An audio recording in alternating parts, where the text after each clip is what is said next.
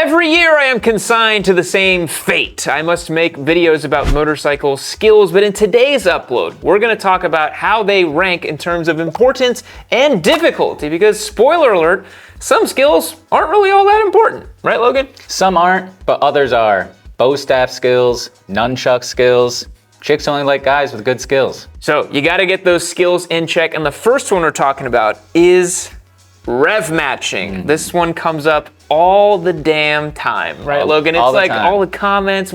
I think I've made 3 videos on this alone. What do you think about Rev Matching? Is it something that you do in your daily life? I mean, personally, I think Rev Matching is like gone the way of the dinosaur. You know what I mean? That's fair. Maybe in the days of like super high-strung inline 4s, you have to be a little bit more cognizant of where you're at in the rev range. Power output, highly related to high revving RPMs. But I think with modern bikes, quick shifters, slipper clutches, it's really a non-issue these days. You know what I mean? Like when I come to a stop, I either auto blip down with my quick shifter, or I just fancy guy over here, or I just let out the clutch gradually and downshift. Yeah, this skill is not particularly difficult to learn, and truthfully, it's not all that important. I think where it is important is to not downshift aggressively mid-corner. You should be doing it always smoothly and safely. So for today's upload, we're going to rank this a 3 and a 3 right over here. This skill is not that important. It's also not that difficult. It does sound cool to do it. It makes it look like you really know what you're doing with your bike. You rev match as you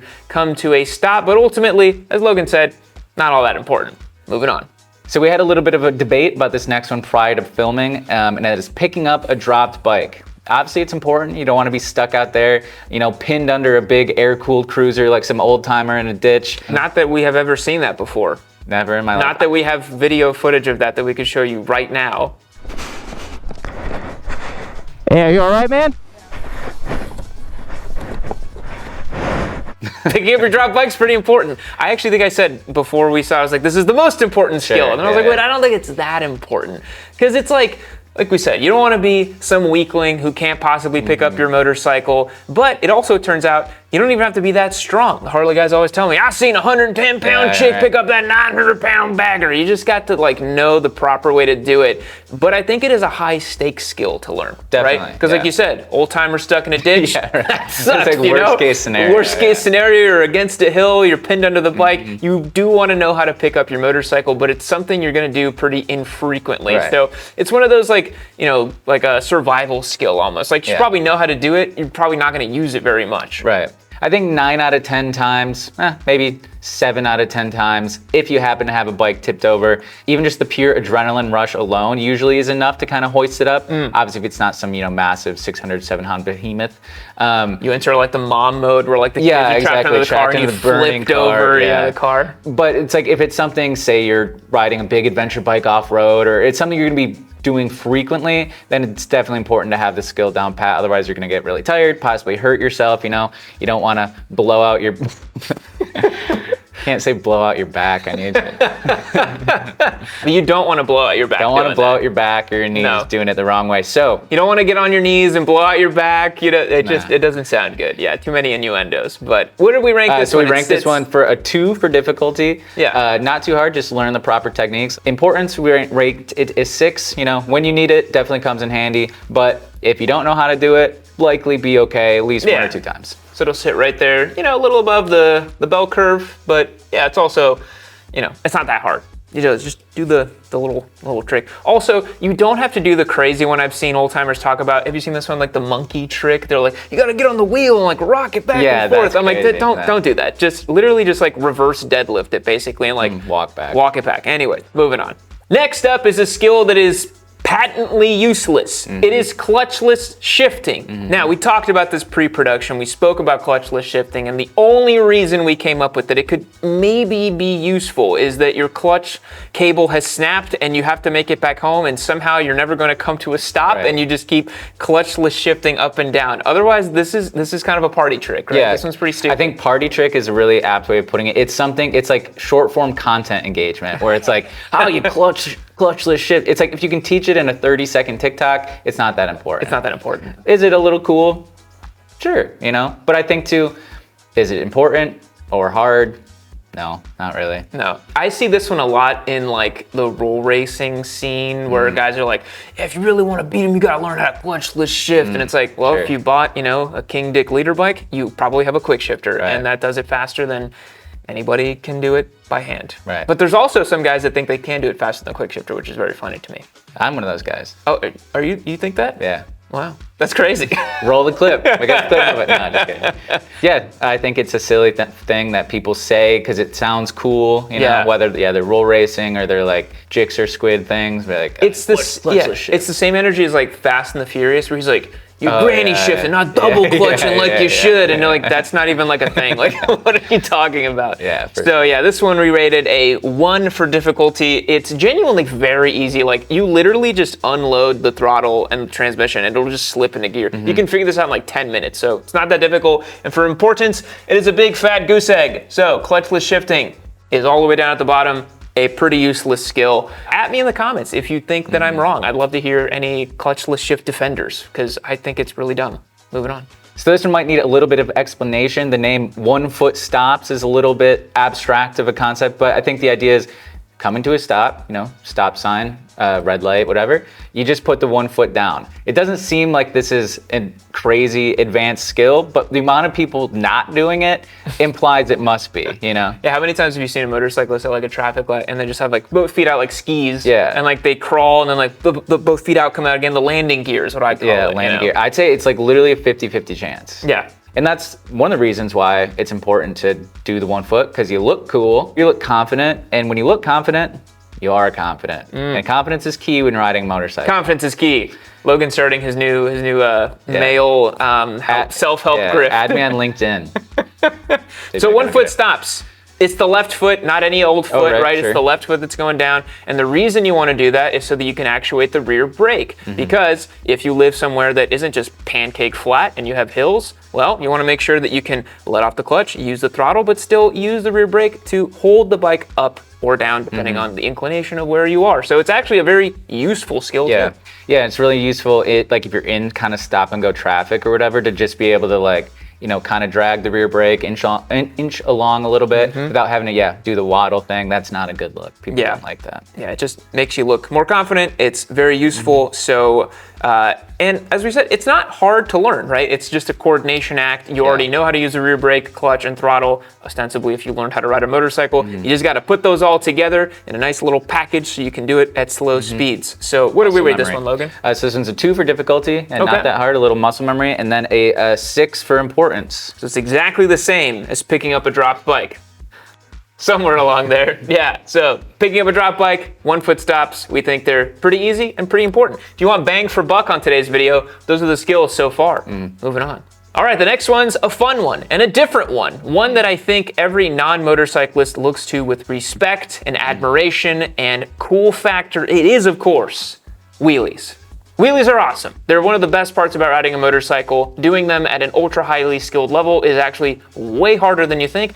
Ask me how I know. I've looped a Grom probably 10 times trying to learn how to do it the right way. So I can do fun little power wheelies, chase them out a little bit, have not truly mastered it. Logan, how do you feel about wheelies? Yeah, definitely cool. Definitely a skill I do not possess. We were talking earlier, I'm pretty good at wheeling a BMX bike. So I've got that balance. I've got pretty good balance, but I'm not willing to test my mettle when it comes to motorcycles yet. If I had maybe a pit bike or something, I'd try to get better at it, but it's just not been in the cards for me thus far. We're dropping Logan's BMX sponsor me tape here very soon. Watch the space, it's coming. Don't worry about it. So yeah, wheelies, they are very cool. I think we all like to do them. It's something that you can get in trouble for, which is unfortunate. So you probably want to pick a lot, somewhere safe, Doing them at the wrong time can cause a lot of problems. But the thing is, other than riding a very powerful motorcycle where the front wheel will naturally lift, learning how to do a really sick balance point wheelie is not that important. You could ride your whole life without learning how to do a really sick wheelie, and you will still have a very fun riding career. So for this one, we had to rate it a 8 for difficulty. Kind of a hard skill to learn really, really well. Again, doing little power wheelies is easy. That's not a real wheelie, as Jixerbra would tell me. And then a 1 for importance. So wheelies are sitting all the way over here, defying the odds over here. We have an outlier for wheelies. Very difficult, but not that important. And I think, a really cool skill. I think it's one of those that it's the opposite of the picked up drop bike and 1 foot like stop. those are lame but important. Those are lame but important. Good value for money, right? Good bang for buck over there. But wheelies, you know, it's just like you could spend the time and it's just really cool to learn, but ultimately not really useful. Yeah, I agree. Wheelies are awesome though. Moving on. I've heard your cries. You say, Yam, you're just giving away motorcycles all the time. I want to see you give away other stuff too. That's why we've introduced the first ever Discord only micro giveaways. Every other week, I'm going to be doing tires, jackets, helmets, gloves, anything I can think of that you would want for your ride. Pick a lucky person on Discord and they're going to win some cool prizes. You have to sign up as a member on my website, yammydo.co, to get access for that. And December 26th is actually the last chance to get entered to win this Honda Hornet 750. Now, if none of that sounds good to you, head over to the website, pick up a hat, a hoodie, a t-shirt. Every dollar you spend will be an entry to win. We got a bunch of great new designs that I'd love for you to go and check out. Head over to my website, yammydo.co. Now let's get back to the show. Not sure how I ended up with this one, but trail braking. Trail braking. I hear it's dangerous. I hear it's dangerous, and I hear that certain YouTubers need to make 15 videos about them to make sure that everybody needs to know how to do it. I'm hoping we get an email, a strongly worded email about whatever our opinion on trail braking is, how it's wrong and unsafe. It's true. Yeah, this one is one that perhaps is the most divisive on today's video. I can't believe that it's still divisive, because if you look at the way a motorcycle is set up, you're like, yeah, that makes sense that trail braking would be the way to use that machine. Some people don't feel that way. Yeah. But trail braking is one of those that it's very useful, right? Like, it allows you to, you know, adjust your line mid-corner. It's the right way. It just feels better to ride that way. But we were talking about this pre-production, and I can't help but agree. I'm like, you can navigate a corner without doing it. So how do we kind of feel about this one? Theoretically, you could go your whole riding career with never trail braking. I'm sure many, you know, big Harley Davidson riders do. I don't know how that type of big machine. Why they gotta be they, big? they also have like Logan? linked What if they're like braking. normal sized guys? Why they gotta be big Harley Davidson? Husky guys. That's how you're allowed to say it. Yeah. I think it's definitely important. I've gained a lot of confidence riding a motorcycle when you figure it out. It sounds like sometimes I'll be like not paying attention and I'll be like, it's like not a good thing, but it's like not paying attention going to a corner and like have no pressure on the brakes, and I'm not even going that fast, but it feels kind of scary. Like when you are used to having a little bit of that. Yeah, so I think it's something everybody should know how to do, but you don't have to be like crazy, like GP level trail braking shit. Yeah, we spoke about this, and it's like if you learn how to use trail braking to like its utmost degree, like you're an expert level racer, you're like threshold braking and then like, you know, dragging all the way to the apex. You don't really need to do that on the street. It's actually quite dangerous to do that on the street. But as Logan said, literally just carrying a little bit of brake into a corner, very easy to do, and you'll start feeling that difference. So what did we rate this one? So we're gonna say 5 for difficulty to kind of get started with it. Not too crazy, but we kind of had to split the difference between being crazy master GP level rider and then just like an intermediate street rider. Yeah. And importance, a 7, because it's a lot more confident in corners, less likely to upend the bike should you need to add brakes or something, you know. And it's more fun to do. 5, 7 here. 6, 7. Anybody? Don? No. All right, this is another one that we get tons of comments on, lots of questions on. People always want to see videos about, and we typically make one at least once a year talking about it. It is cornering on a motorcycle, putting it all together, making sure that you can navigate a non-straight road on your motorcycle, and it seems to be where people are the most challenged by motorcycle riding. When I see crash videos, people are often going wide in corners, low siding in corners, just doing silly stuff mid-corner. The most common motorcycle accident, Logan, is a single vehicle accident on a twisty road. That's the most common thing. So it tells me this is something that people struggle with. And it makes sense because you're putting all the skills together, right? It's throttle control, it's braking, it's leaning, it's body position. All these factors come into your brain and you start putting all the pieces together to work as man and machine going down a beautiful mountain road. Like, I think cornering is where riding a motorcycle becomes riding a motorcycle. 100%. Like, that's what separates it from driving. Yes. You know what I mean? Yeah, that is to me the magic feeling of a bike is when it goes like that. And you lean it in and it carves the line. It's a beautiful feeling. And this is one that's super important, right? Like, I think this is perhaps the most foundational important thing we're talking about today. Sure, absolutely. Yeah, definitely important. And then as far as difficulty goes, anybody who rides a motorcycle is doing it at some capacity, right? Like if you've made it to work or made it to the grocery store, you've successfully cornered somehow, I'm sure, unless you live in a town with one road, which I find it to be highly unlikely. You know, to corner at a more expert level, definitely takes a lot more skill, right? That's where the differentiation between highly skilled riders and just riders that are surviving intersects. So for difficulty rated a 7, kind of split the difference between, fundamentally it's not that hard, understand your speed, smooth throttle, trail braking helps, But it's not super difficult to get started learning, right? Like Logan said, everybody's going to have to corner at some point with their motorcycle. As a side note, this is also what we hear about counter steering. People say, I gotta learn, how do I learn counter steering, this and that? It's like, much like cornering, if you made it to your destination, you did it. You did it, you counter steered and you cornered and did all that stuff. But yeah, hard to do at a very high level. So we rated it a 7 for difficulty and a 10 for importance. This is the most important skill for today's video. Learning how to carve a line with your motorcycle. It's gonna save your bacon most of the time. Moving on. How do you keep getting stuck with these, man? Yeah, I know. I keep getting like the really controversial ones. So body positioning. We even put quotes on that. In quotations. So the things like, hanging off the bike, dragging the knee, looking cool for the photos and stuff. Must be really important, right? This is my hot take for today's video. Body position matters very, very, very, very little. I have met lots of guys on track who look completely bone upright and are way faster than you will ever hope to be. And on street, it's even more so, because if you don't need to even hang off on track all that much to be pretty fast, it turns out on street you also do need to hang off.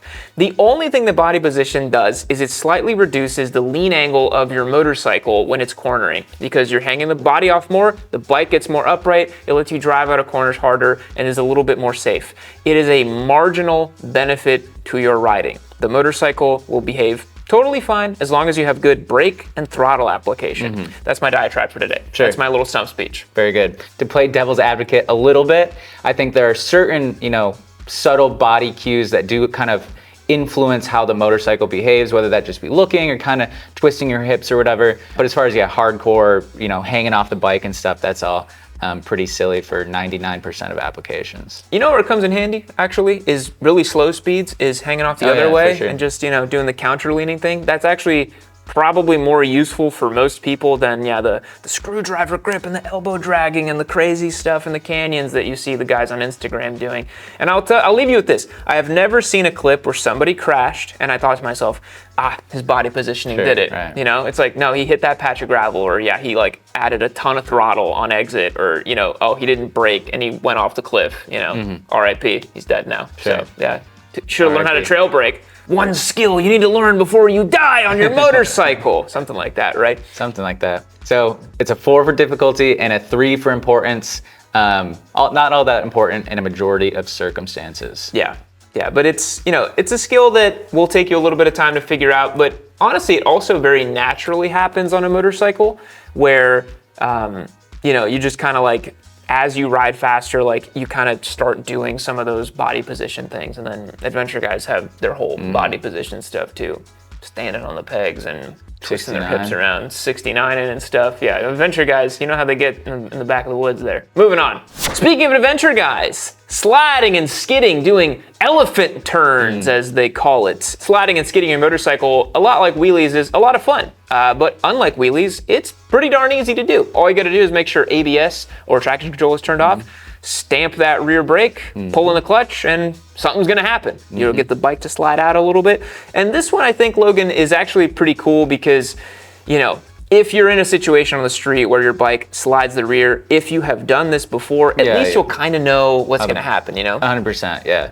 I think it's maybe not necessarily important to often intentionally slide or skid. I mean, it is fun to do, definitely. But to do it every so often, understand how the bike's gonna behave. If you find yourself in a situation in the future where the bike does it on its own, you won't panic and freak out. You'll be like, okay, I can kind of lean into it a little bit. Yeah. Elephant turns, on the other hand, that sounds kind of like a Victorian era, like medical treatment or something, where it's like you get a bunch of the elephant turn on him. You get a bunch of children with meningitis, and you're like, the nurses got to come in for the hourly elephant turns, otherwise they'll get bed sores or something like that. It also sounds like in wrestling, where they call it like the heel turn, right? Where it's like I don't wrestle, but I know about it because I heard about it on a podcast where it's about like the protagonist or the the antagonist. He does the heel turn, and then he's like different than he used to be. So elephant turn to me sounds like something perhaps a tool that you would use for exposition in story,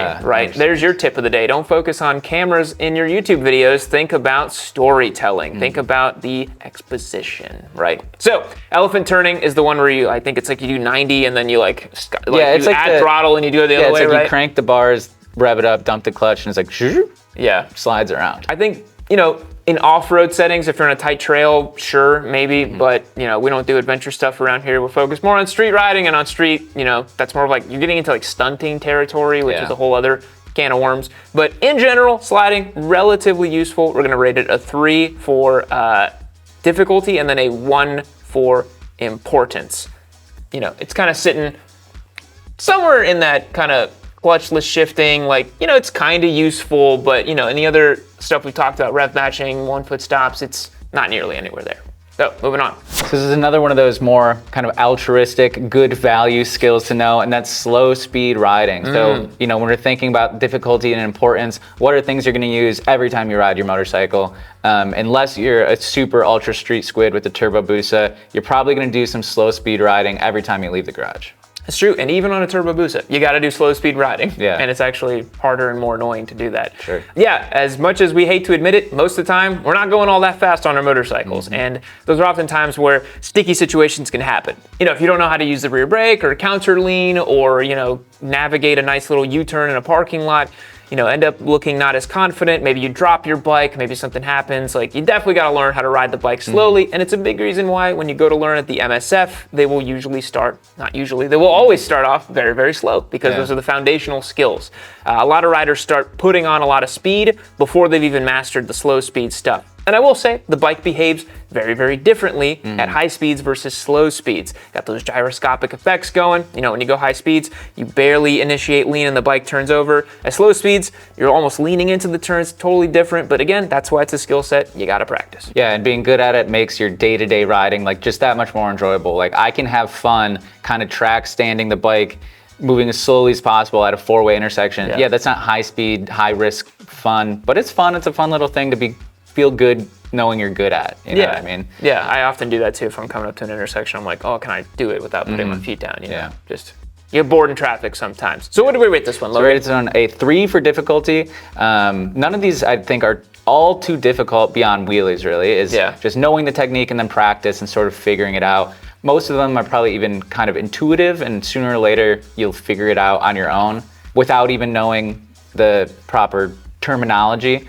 So I think slow speed riding is a similar thing. I think with practice and time, everybody can be pretty darn good at it. The point is that no one ever practices it because it's boring. So for that reason, we put a 3 for difficulty and an 8 for importance. Nice. I would agree with that. Yeah, and our good value. The good value section over there. Yeah. So as you guys can tell, sticking over here in the chart, slow speeds, cornering, trail braking, 1 foot stops, picking up a drop bike, all pretty darn important. Then you start going down here, clutchless shifting, body position, rev matching. Those are more, as Logan said, content bait type of things where you'll see them a lot online because for some reason everybody wants to know about it and it just makes for easy content, but it's actually not that important because it's not as sexy talking about slow speed riding, but clutchless shifting and rev matching, all these it's very jargony kind of terms, people like that. And then all over here, wheelies, and probably even further down over here, it's weirder stunts and other things, stoppies, and stoppies are scary. Yeah, because they can't save yourself on a stoppie. Yeah. I almost flipped this way on the Grom once doing a stoppie. Oh. Yeah, what do they call it? Like anti-loop or something? Because not fun. Yeah, that's how you lose your front teeth. Well, I guess you were in a full face helmet. That's right. I'm thinking of bicycles. I've only ever done that on a bicycle. Oh yeah, that'd be scary. Not in a long time. Thanks so much for checking out today's upload, everybody. We really do appreciate it. Let us know in the comments down below what you think of our rankings on these items. We'll catch you in the next one. See you later.